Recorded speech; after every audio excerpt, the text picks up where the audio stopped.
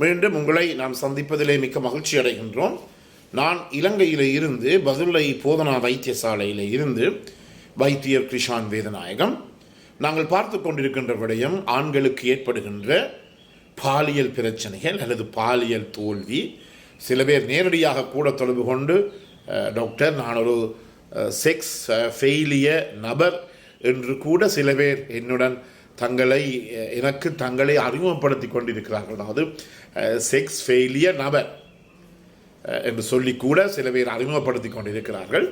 எனவே ஆண்களுக்கு ஏற்படுகின்ற இந்த பிரச்சனைகளை பற்றி பார்த்து கொண்டிருக்கின்றோம். வெளியூர் நண்பர்கள் நேரடியாக தொடர்பு கொள்ள விரும்பினால் 0094 777 35 62 45 மூலம் தொடர்பு கொள்ள முடியும். உள்ளூர் நண்பர்கள் 0777 35 62 45 மூலம் தொடர்பு கொள்ள முடியும். எனவே அதாவது இந்த பாலியல் வாழ்க்கையில், அதாவது செக்ஷுவல் லைஃபிலே, பாலியல் தொடர்பிலே நான் அனைவருக்குமே சொல்லுவது அவசரம் கூடாது. உலையிலே அரிசி வைத்து போட்டு வந்து மனைவியுடனோ அல்லது கணவனுடனோ அல்லது பாய் ஃப்ரெண்டுடனோ கேர்ள் ஃப்ரெண்டுடனோ பாலியல் செக்ஸை வைத்துக்கொள்ள வேண்டாம். எனவே முக்கியமாக இந்த நிகழ்ச்சியை கேட்டுக்கொண்டிருக்கிற அனைவருமே இன்று நீங்கள் டேக் ஹோம் மெசேஜ் என்னவென்றால், வீட்டுக்கு எடுத்து செல்ல செய்தி என்னவென்றால், அவசரம் கூடாது. அவசரப்பட்டால் எல்லாமே பிரச்சனையாகிவிடும். அண்மையிலே ஒரு நபர் வந்தார். இன்னொன்று தொடர்ச்சியாக சிகிச்சை பெறுகின்ற ஒருவர் வேறு நோய்களுக்கு பிள்ளைகளை எல்லாம் கூட்டிக் கொண்டு வருவார். வந்து சாதாரணமாக அவருடைய மனைவி தான் என்னிடம் வருவார் சிகிச்சை பெறுவதற்காக. இன்று அவர் தன்னுடைய மகளுடன் தனியாக வந்தார். வந்து மருந்து எடுத்து போட்டு, அது அவருக்கு கூடுதலாக அந்த பிள்ளைக்கு இருக்கிற வருத்தங்களை பற்றி தெரியாது என்று நான் கேட்டேன். எங்கள் மனைவி என்று சொன்ன உடனே, இல்லை டாக்டர் அவங்க வீட்டை கொஞ்சம் இருக்கிறார்கள் என்று சொன்னார். இல்லை, அவருக்கு அந்த பிள்ளையினுடைய வருத்தங்கள் கடைசியாக இப்போ மருந்து எடுத்தது தெரியாது. பிறகு நான் அவர் போனார். போயிட்டு ஒரு கொஞ்ச நேரம் பிந்தி என்னுடன் வந்தார். வந்திருந்து, டாக்டர் என்னுடைய மனைவி என்னை விட்டுட்டு போய்விட்டார் என்று சொன்னார். நானும் அப்படியா, எனக்கு தெரியும் தான் இன்றைய காலப்பகுதிகளிலே ஆண்களுக்கு இருக்கிற பிரச்சனை என்று எனக்கு தெரியும். அப்படியா, நானும் அப்படியா, சரியான கவலையாக இருக்குன்னு சொல்லி கதையை முடித்தேன். நான் சொன்னேன், நீங்கள் உங்களுடைய மனைவியை சந்திக்க நேர்ந்தால் தொடர்பை ஏற்படுத்தினால் என்னை இயலுமானால் வந்து என்னை சந்திக்க சொல்லி. இவர் வந்து ஒரு கிழமைக்கு பிறகு நான் நினைக்கிறேன் என்னுடைய மனைவி வந்தார். வந்த நேரம் அவர் சொன்னார், ஐயா இவருக்கு பல பிரச்சனைகள் இருக்கின்றது. நான் எவ்வளவு தரம் சொன்னேன், நீங்கள் உங்களுடைய குடும்ப வைத்தியர், வருடக்கணக்காக நீங்கள் உங்களுடைய பிள்ளைகளையும் எங்களையும் பார்த்து கொண்டிருக்கிறீர்கள், கட்டாயமாக போய் உங்களுடைய பிரச்சனையை சொல்லுங்கள் என்று சொல்லி. ஆனால் இது செய்த பாடு இல்லை. எனக்கு ஒரே கரைச்சல் தான் குடுபடுது என்று சொல்லி நான் அந்த பெண்ணுடன் 2-3 செஷன்ஸ் கொஞ்சம் ஆழமாக கதைத்த போது அங்கு ஒரு பதம், பாவிக்கின்ற ஒரு பதம் ஒன்று எனக்கு பிடிபட்டது. அதாவது அதை நாங்கள் ஃபேக் ஆர்கானிசம் என்று சொல்லுவோம். அதாவது பொய்யான உச்சக்கட்டம். எனவே இந்த மனுஷன் என்ன செய்வார், மனைவிக்கு தொடர்ந்து கரைச்சல் கொடுத்து கொண்டிருப்பார். அவருக்கு வயசு போனவர், 65 வயது. அப்படி கரைச்சல் கொடுத்து கொண்டு இருக்கின்ற போது இந்த மனைவி என்ன செய்திருக்கிறார், உண்மையாக அவர் எல்லாமே சொன்னார். அவர் அதாவது உச்சக்கட்டம், பெண்ணுக்கு உச்சக்கட்டம் ஏற்படுவது போல வாயாலை சத்தம் போட்டு உடல் அளவுகளை மேற்கொண்டு அவர் தனக்கு உச்சக்கட்டம் ஏற்படுவது நடித்து இவர் 1 நிமிடத்துக்குள்ளே விந்தை வெளியேற்றி விடுவார். விந்தை வெளியேற்றி போட்டு அப்படியே படுத்து விடுவார். இதுதான் நாங்கள் சொல்லுகின்ற ஒரு விடயம், இந்த ஃபேக் ஆர்கானிசம். அந்த பெண் இன்னொரு பதத்தை பாவித்தார். ஐயா, இவருக்கு இருக்கிற அவசரம் வேறு ஒருத்தருக்குமே கிடையாது. இவருக்கு இருக்கிற அவசரம் வேறு ஒருத்தருக்குமே கிடையாது. இதுதான் நான் இன்று அந்த டேக் ஹோம் மெசேஜ் ஒன்று சொன்னேன். தயவு செய்து வேலையில் இருப்பவர்கள் இலகுவாகவும் லேசாகவும் ஆறுதலாகவும் உங்களுடைய மனைவியுடனோ உங்களுடைய பெண் துணையுடனோ காலத்தை கழிக்க வேண்டும்.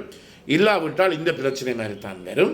வந்து என்ன நடைபெறுகிறது என்றால், இந்த மனைவி தன்னுடைய கணவனுடைய கரைச்சலை குறைப்பதற்காக கரைச்சலை தாங்க முடியாமல் பொய்யாக நடித்து, இது நான் உண்மையாக என்னுடைய இந்த 38 வருட வாழ்க்கையில் மருத்துவ உலகத்தில் இப்படி ஒரு நபரை நான் என்னுடைய வாழ்க்கையில் முதல் தரம் சந்தித்திருக்கின்றேன். என்றபடியால் தான் இதை உங்களுடன் பகிர்ந்து கொள்ளுகிறேன். நான் அவரிடம் கேட்டேன், இது என்னுடைய நிகழ்ச்சியிலே சொல்லுவேன் என்று சொல்லி அவர் சொன்னார், பரவாயில்லை, எனக்கு உங்களுடைய மொழி விளங்காது என்றாலும் கூட ஐயா பரவாயில்லை, இப்படியும் நடக்கிறது என்று சொல்லுங்கள் என்று சொல்லி இந்த ஃபேக் ஆர்கானிசம் என்று சொல்லப்படுகின்ற இந்த பொய்யான உச்சக்கட்டம் ஏற்படுவது போல் நடித்து அதன் பிற்பாடு என்ன நடைபெறுகிறது என்றால் உங்களுடைய மனைவிக்கு உங்களுடைய திருப்தியற்ற தன்மை ஏற்படும். அதே நேரத்தில் அவர் தனக்கு உகந்த தன்னுடைய பாலியல் தேவைகளை நிறைவு செய்கின்ற ஒருவரை சந்திப்பாராக இருந்தால் கட்டாயமாக அவர் உங்களை விட்டு விலகிவிடுவார். இது முக்கியமாக கவனித்துக் கொள்ளுங்கள்.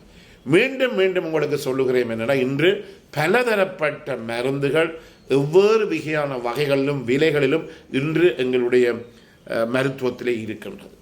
என்றபடியினாலே முக்கியமாக நீங்கள் என்ன செய்கிறார்கள், சில பேர் மருந்தினுடைய விலையை சொல்லுகின்ற போது ஓம் என்று கேட்டுப்போட்டு தங்களுடைய ஆசையை தீர்ப்பதற்காக இந்த விலை மாதிரி என்று சொல்லுவோம், அல்லது அந்த பதம் சரியோ தெரியாது, கேஷுவல் செக்ஸ் ஒர்க்கர்ஸ், அதாவது பாலியல் தொழிலாளிகளிடம் போய் தனக்கு இந்த பிரச்சனை இல்லை என்பதை நிரூபிக்க பார்க்கிறார்கள்.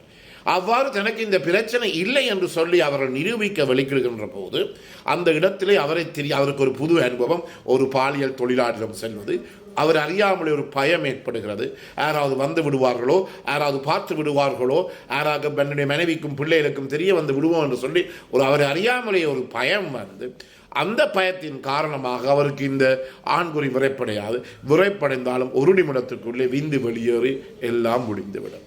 இப்படிப்பட்ட நபர்களையும் நான் என்னுடைய மருத்துவ வாழ்க்கையிலே சந்தித்திருக்கிறேன்.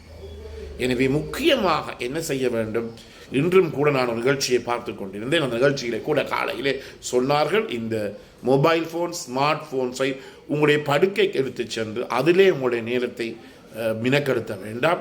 அதே நேரத்தில் இந்த தொலைபேசியிலே, கைத்தொலைபேசியிலே இந்த போர்ன் ஃபில்ம்ஸ் என்று போடப்படுகிற இந்த செக்ஸ் ஃபில்மை பார்த்து உங்களுடைய வாழ்க்கையை நடத்தி செல்ல வேண்டாம். அந்த செக்ஸ் ஃபில்ம் எல்லாம், இந்த போர்ன் ஃபில்ம்ஸ் எல்லாம் என்ன எடிட் பண்ணப்பட்டது.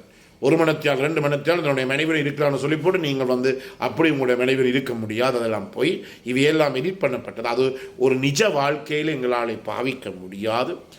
சில பேருக்கு இந்த பாலியல் பிரச்சனை இருக்கின்ற போது நாங்கள் சொல்லுவோம், கொஞ்சம் போர்ன் ஃபில்ம்ஸை பார்த்து உங்களுடைய பாலியல் உணர்ச்சியை தூண்டலாம் என்று சொல்லி. ஆனால் பல இடங்களிலே அந்த இடங்களிலே அது ஒரு நெகட்டிவ் ஃபீட்பேக், ஒரு பிழையான ஒரு செய்தி அல்லது பிழையான மெசேஜைத்தான் இது கொடுக்கின்றது. என்றபடியினாலே அவசரப்படாமல் இந்த பிரச்சனை நீங்கள் எதிர்கொள்ள வேண்டும். அதே நேரத்தில் உங்களுக்கு ஏதாவது உதவி தேவைப்பட்டால் என்னை அழைக்கலாம். இன்று நவீன உலகத்திலே பலதரப்பட்ட மருந்துகள், திறமான மருந்துகள் எல்லாம் இருக்கின்றது. எனவே அடுத்த வருஷம் பார்ப்போம், இலங்கைக்கு வந்த பிறகு பார்ப்போம்னு சொன்னது போன பிழை இல்லை. அது நான் முதல்ல பலதர சொல்லியிருக்கேன். இந்த பேட்டரி சார்ஜ் பண்ணுவது போல தான், ஒரு வாகனத்துக்கு ஒரு புதிய பேட்டரி போட்டால் ஒவ்வொரு நாளும் ஸ்டார்ட் பண்ணி அதை சார்ஜ் பண்ண வேண்டும். அதே போல தான் எங்களுடைய உடல் அமைப்பும், எங்களுடைய ஆண்குறியும் அதே போல நான் மீண்டும் அதுக்கு சார்ஜ் பண்ணுகின்ற போது தான் அதுக்கு அந்த உத்வேகம் ஏற்பட்டு எங்களுக்கு இந்த பிரச்சனைகள் இல்லாமல் எங்களை பாதுகாக்க முடியும். எனவே இந்த நிகழ்ச்சி உங்களுக்கு பிடித்திருந்தால் கட்டாயமாக பார்க்காதவருக்கு அறிமுகப்படுத்துங்கள். இதை லைக் பண்ணுங்கள், ஷேர் பண்ணுங்கள். யூடியூப்லே பார்ப்பவர்கள் பெல் சைனை, மணி சின்னை அமுழ்த்தி கட்டாயமாக சப்ஸ்கிரைப் பண்ணுங்கள். டிக்டாக்ல பார்ப்பவர்கள் மறக்காமல் ஃபாலோ பண்ணுங்கள். பிறந்திருக்கின்ற நாள் உங்கள் அனைவருக்கும் இனிய பொழுதாக அமைய அனைவருக்கும் பொதுவான இறைவனை வேண்டி விடைபெறுகிறேன். நன்றி, வணக்கம்.